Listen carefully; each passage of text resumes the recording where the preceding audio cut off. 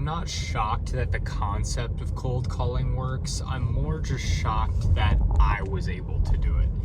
And a quick lesson that taught me was that you don't really need to believe to make things happen. A lot of people say you gotta believe in yourself, which I think is a part of it. I definitely believe that I can do things and succeed and whatnot, but I didn't really believe that cold calling worked, or that I could do it, or that I could make it work.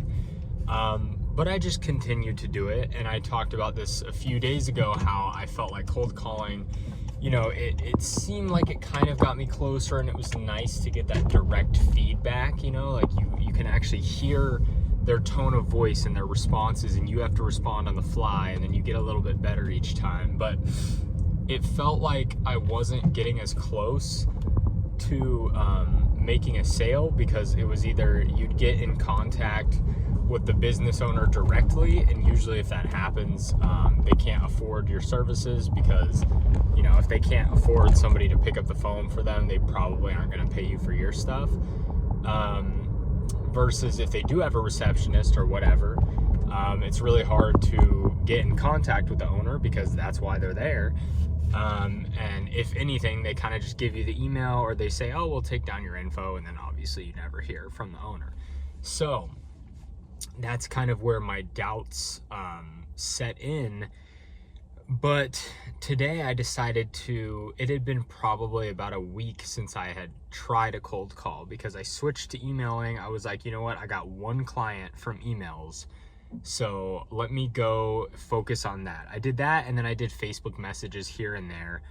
And it did not work for, you know, a week or two straight of just doing that. Nothing, no responses at all. Not even a no, not even like a, oh, I'm not really interested, but thanks, like nothing.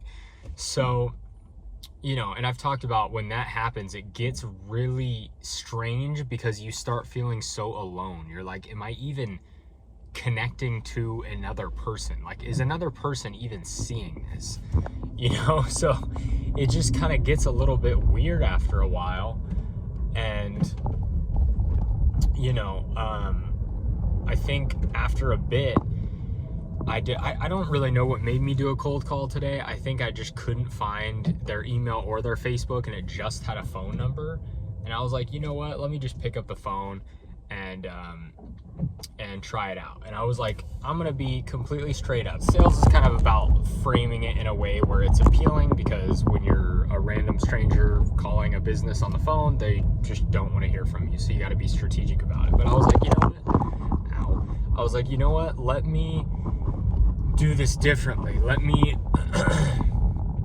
call them and just be completely straight up and just be as fast as possible. So what I said was, I think I was just like, oh, hey, I was just looking at your blogs, because I was pitching blogs today, because those seem more beneficial.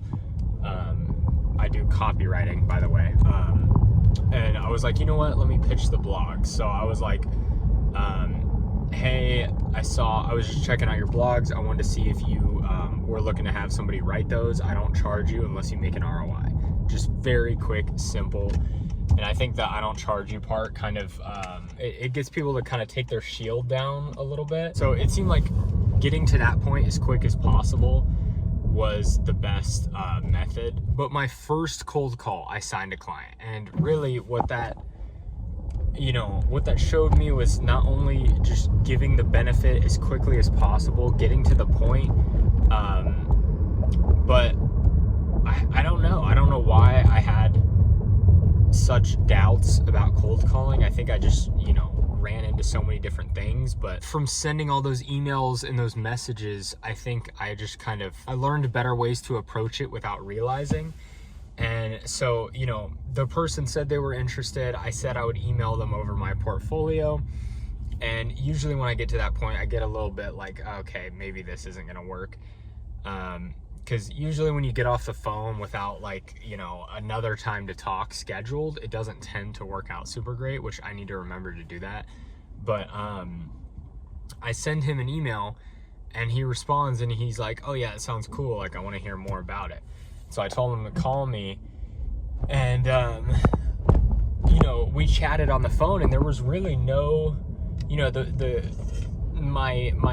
is my second client ever, by the way. So far, both of them, by the time they can see the sample or my portfolio or whatever, and we get back on the phone, there is no selling. It's done. They're already down if they, you know, saw my examples and they liked them. So I don't have to do any sales stuff. And after that, I, you know, called somebody else, and it was like the same thing happened, and I couldn't believe it. And I was like, what is going on? Is this the pitch? Like, what am I doing? And it felt like magic. It was so weird. But all my little sales techniques that I've learned along the way really helped. Because this third one, I asked if they did emails, and they were like, oh no, we just do referrals. And I was like, oh, cool. And I was like, well, do you think you would make more money if you did emails? And they were like, I don't know. And I was like, well, I don't charge you for the first month. Do you think it's worth a shot? And they were like, yeah. And that was it. It was so, I was like, what is going on? So I don't know how that worked, but what that really taught me is that you can't get around doing the reps, do the work, and these things that people all say don't work, they work. So do them. And, you know, you might be surprised.